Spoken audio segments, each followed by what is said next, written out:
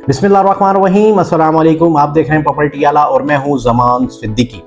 हमने अपनी last video में जिक्र किया था कि एक रियल एस्टेट कंसल्टेंट डील में होना कितना ज़रूरी है और उसका क्या क्या काम है और उसकी क्या क्या जिम्मेदारी है। आज भी हमारी वीडियो उसी हवाले से है कि एक रियल एस्टेट कंसल्टेंट जो होता है वो आपकी डील को कितना सिक्योर लेकर चलता है, इस चीज़ का अंदाज़ा बायर और सेलर को बिल्कुल नहीं होता।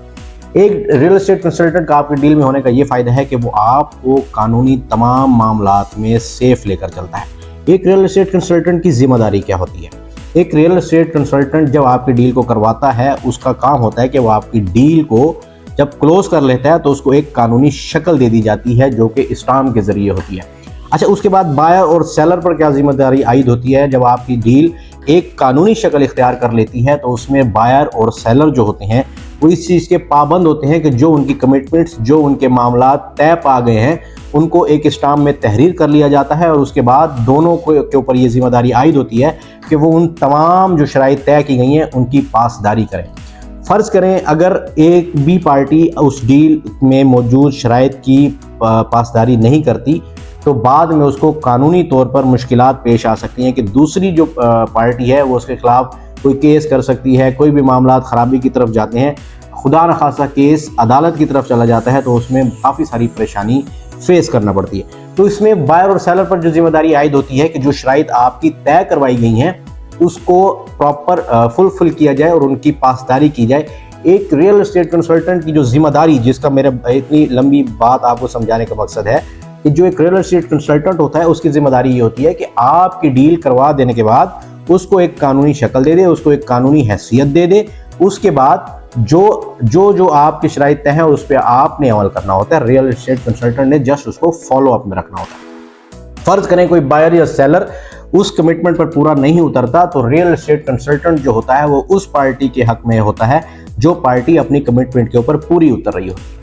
एक रियल एस्टेट कंसल्टेंट जो आपकी डील करवा रहा होता है वो एक एज अ डीलर होता है, वो आपकी डील करवा रहा होता है, ना कि उसके इसके अलावा कोई उसकी जिम्मेदारी आयद होती है। अच्छा, जो फीस वो आपसे चार्ज करता है वो आपकी डील करवाने की फीस चार्ज करता है, ना कि आप दोनों में से किसी की गारंटी देने की। क्योंकि देखिए, guarantee real estate consultant they नहीं सकता क्योंकि वो पेमेंट जो है वो सेलर के पास होती है और जो बायर होता है वो प्रॉपर्टी बाय कर रहा होता है। अच्छा, पेमेंट जो होती है वो डीलर अपनी जेब में नहीं रखता होता, वो डीलर आपकी जो बायर की जो पेमेंट होती है वो सेलर तक पहुंचती है। ठीक है, सेलर्स के जो डॉक्यूमेंट्स की वेरिफिकेशन होती है वो भी रियल एस्टेट कंसल्टेंट की जिम्मेदारी होती है कि वो जिस प्रॉपर्टी की आपसे डील करवा रहा है क्या उसने वो वेरीफाई किया है, वो प्रॉपर्टी उस ओके है, वो उस बंदे के नाम पर भी है जो प्रॉपर्टी की वो डील करवा रहा है। तो ये कुछ चीज़ें होती हैं जो हमने इसको बड़ा डीपली देखना होता है। अच्छा, अब इसमें रियल एस्टेट कंसल्टेंट की जिम्मेदारी क्या है, बायर ने किस चीज़ का ख्याल करना होता है, सेलर ने किस चीज़ का ख्याल करना होता है, इस पे भी हम जिक्र करेंगे। अगली अपनी वीडियोस में इस पे भी जिक्र करेंगे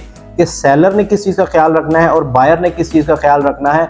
एक रियल एस्टेट कंसल्टेंट की जो जिम्मेदारी है उसका, अच्छा, एक रियल एस्टेट कंसल्टेंट जो अपनी जिम्मेदारी निभाता है उसके मामला क्या होते हैं? सर देखें, रियल एस्टेट कंसल्टेंट जिसका ये रोज़गार है, ठीक है, वो काम कर रहा है, वो आप दो बंदों को मिला रहा है तो उसकी भी कोई कंसल्टेंसी फ़ी है। ठीक है, जो कंसल्टेंसी फ़ी है वो आप पर लागू होती है। ठीक है, अच्छा, उसका क्राइटेरिया क्या है? उसका क्राइटेरिया है कि अगर आप करोड़ से ऊपर की डील कर रहे हैं तो आपके ऊपर 1% लागू होगा, अगर आप करोड़ से नीचे की डील कर रहे हैं तो आप पर 2% लागू होगा। अक्सर लोग इस चीज़ से बचने के लिए डायरेक्ट चले जाते हैं। अच्छा, जब डायरेक्ट डील करने जाते हैं उनको कानूनी मामलात का पता नहीं होता। जब कानूनी मामलात का पता नहीं होता तो 95% डील्स जो होती हैं वो कंप्लीट ही नहीं होती। पार्टी एक दूसरे के साथ लड़ाई झगड़ा करने लग जाती है। क्यों?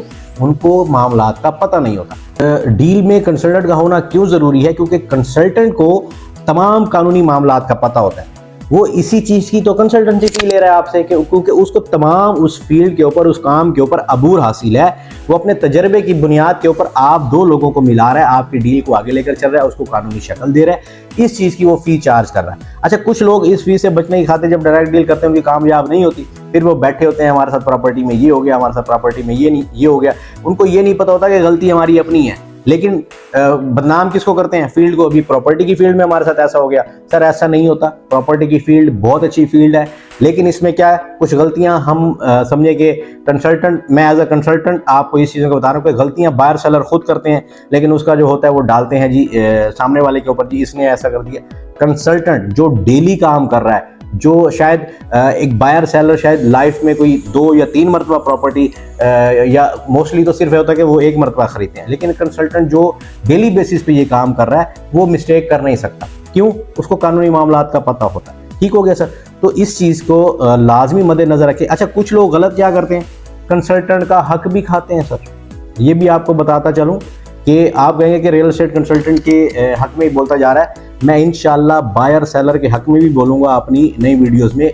वहाँ भी आपको बताऊंगा कि बायर ने अब खुद को कैसे सेव करना है और सेलर ने खुद को कैसे सेव करना है। लेकिन यहाँ मैं कंसल्टेंट की बात इसलिए कर रहा हूँ बार बार कि कंसल्टेंट आपके लिए कितना ज़रूरी है इसका आपको अंदाज़ा नहीं है। आप 1.5 करोड़ की डील कर रहे होते हैं, आपने कंसल्टेंट को देना है 1.5 लाख रुपया, लेकिन उस 1.5 लाख के एवज कंसल्टेंट आपको कितना सेव करता है, इस चीज़ का अंदाज़ा सिर्फ वही लोग जानते हैं जो अब तक काफ़ी सारे मामलात कर चुके हैं या डील्स कर चुके हैं या जिनको परेशानी से गुजरना पड़ा है, और जो कंसल्टेंट के जरिए जिन्होंने डील किया उनको परेशानी से नहीं गुजरना पड़ता। तो ये चीज़ें बड़ा मैटर करती हैं। अच्छा, एक कंसल्टेंट जो आपकी 1.5 करोड़ की प्रॉपर्टी के एवज आपसे जस्ट 1.5 लाख रुपए कंसल्टेंसी फी चार्ज कर रहा है, सर आपको पता है वो आपके लिए पेन कितना लेता है? डील आपकी होती है, सिर्फ उसको जो अपनी कंसल्टेंसी फी ले रहा होता है ना सर, उसके इवज वो कितना पेन लेता है, कितनी एफर्ट करता है, इस चीज़ का अंदाज़ा ना तो बायर लगा सकता है ना सेलर लगा सकता है। एक रियल एस्टेट कंसल्टेंट अपनी डील को कामयाब बनाने के लिए सर जान लगा देता है, लेकिन वो कंसल्टेंट होना चाहिए, वो लगड़ बगड़ नहीं होना चाहिए। लगड़ बगड़ मार्केट में बहुत घूम रहे हैं, लगड़ बगड़ से मैं भी आपको कहूँगा कि आप बच कर रहें। रियल एस्टेट कंसल्टेंट जिसको कहा जाता है ना सर, उसके बारे में मैं बात कर रहा हूँ। बहुत सारे मार्केट में लोग हैं, लेकिन रियल एस्टेट कंसल्टेंट बहुत कम हैं जिनको काम पर अबूर हासिल है। बाकी बहुत से भाई हैं, बरादरान हैं, काम कर रहे हैं, मोस्टली लोगों को पता भी नहीं है कि मैंने काम को कैसे लेकर चलना है। तो इसलिए प्रोफेशनल बंदे के साथ डील करें ताकि आपका जो पैसा और वक्त है वो बहुत कीमती है। तो उम्मीद है कि आपको ये हमारी वीडियो पसंद आई होगी। इसको लाइक ज़रूर करना, आपने शेयर ज़रूर करना है और हमारे चैनल को सब्सक्राइब भी ज़रूर करना है ताकि आने वाली तमाम नई वीडियोस का नोटिफिकेशन आपको बर वक्त मिलता रहे। अगली वीडियो तक के लिए इजाज़त दीजिए। अल्लाह हाफिज़।